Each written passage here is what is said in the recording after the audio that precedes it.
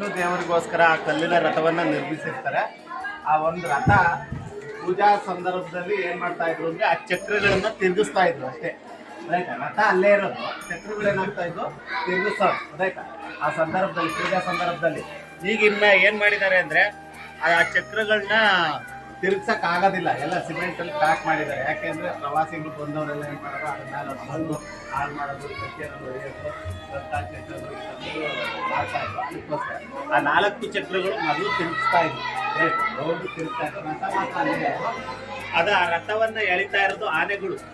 ಆನೆಗಳು ಏನ್ ಮಾಡ್ತಾ ಇದ್ರು, ಆ ರಥ ಎಳಿತಾ ಇದ್ದಾವೆ ಅನ್ನೋ ತರ ಭಾಸ ಆಗ್ಬೇಕಾಯ್ತು. ಆ ರೀತಿಯಾಗಿರೋಂಥ ಕಲ್ಲಿನ ರಥವನ್ನ ಕೆತ್ತನೆ ಮಾಡಿರೋ ಅಂಥದ್ದು. ಇಡೀ ಹಂಪಿಗೆ ಒಂದು ವಿಶೇಷತೆಯನ್ನು ತಂದುಕೊಟ್ಟಿರೋದು ಯಾವುದು, ಕಲ್ಲಿನ ರಥ ಅಂತಕ್ಕಂಥದ್ದು. ಇಡೀ ಭಾರತದಲ್ಲಿ 3 ಪ್ಲೇಸಲ್ಲಿ ಮಾತ್ರ ಈ ಒಂದು ಕಲ್ಲಿನ ರಥ ಅಂತಕ್ಕಂಥದ್ದು ಇದೆ.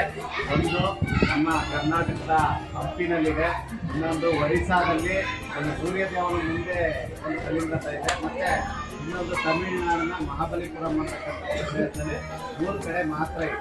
ಆಯ್ತಾ, ಇದು ಈ ಒಂದು ಶ್ರೀಮಂತಿಕೆಯಲ್ಲಿ ಅತ್ಯಂತ 2ನೇ ಬಹುದೊಡ್ಡವಾಗಿರ್ತಕ್ಕಂಥ ಒಂದು ಶ್ರೀಮಂತ ಹೊಂದಿರತಕ್ಕಂಥ ವಾಸ್ತುಶಿಲ್ಪ ಇರೋಂಥದ್ದು ವಿಜಯನಗರ ಸಾಮ್ರಾಜ್ಯ. ಇಲ್ಲಿ ಯಾವಾಗಲೂ ನೋಡಿ ಕೆಲವೊಂದು ಮೂರ್ತಿಗಳು ಭಿನ್ನ ಆಗಿದ್ದಾವೆ.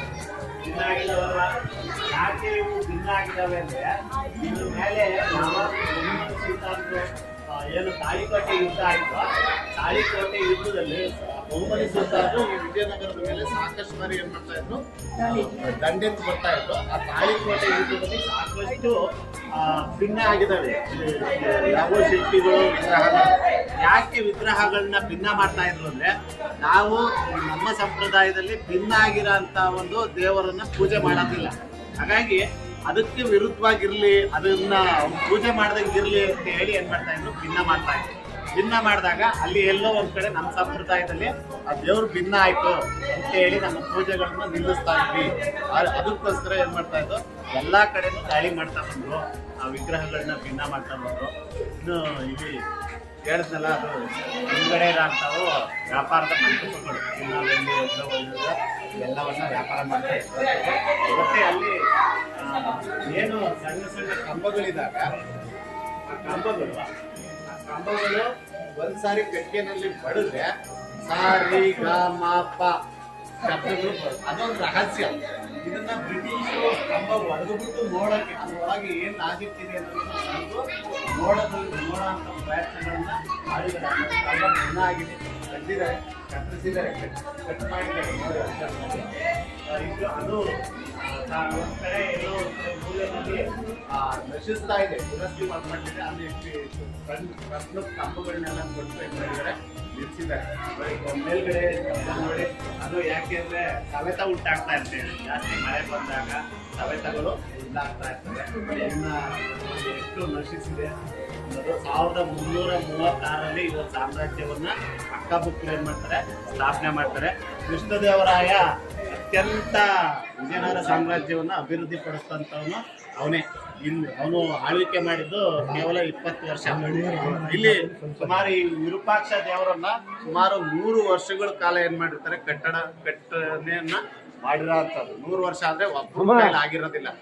ಏನ್ ಮಾಡ್ತಾ ಇದ್ರು, ಒಬ್ರು ಪ್ರಾರಂಭ ಮಾಡಿದ್ರೆ ಇನ್ನೊಬ್ರು ಅದ್ರ ಮುಂದಿನ ರಾಜರು ಏನ್ ಮಾಡ್ತಾರೆ, 100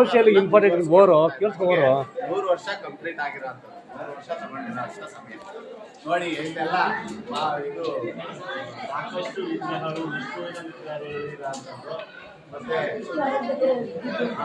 ಆನೆ ಸಾಲುಗಳು ಅಲ್ಲಿ ಕಲ್ಲಿಂದ ಮುಂದೆ ಹೋದಾಗ ಆನೆಯ ಸಾಲುಗಳ ಒಂದು ಪ್ರಮಾಣದಲ್ಲಿ ಆನೆ ಸಾಲುಗಳಿರುವಂತಹ ಕೆತ್ತನೆಯನ್ನು ಮಾಡ್ತಾರೆ.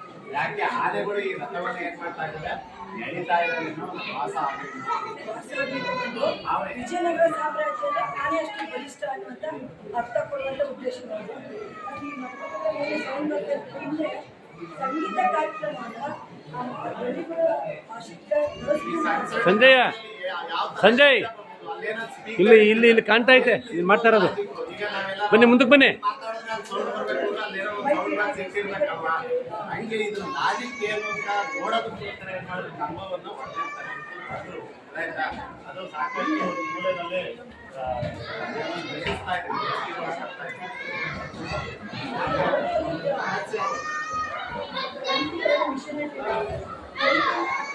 ಆಮೇಲೆ ಇಲ್ಲಿ ಭರತನಾಟ್ಯ, ಕೋಲಾಟ ಎಲ್ಲಕ್ಕೂ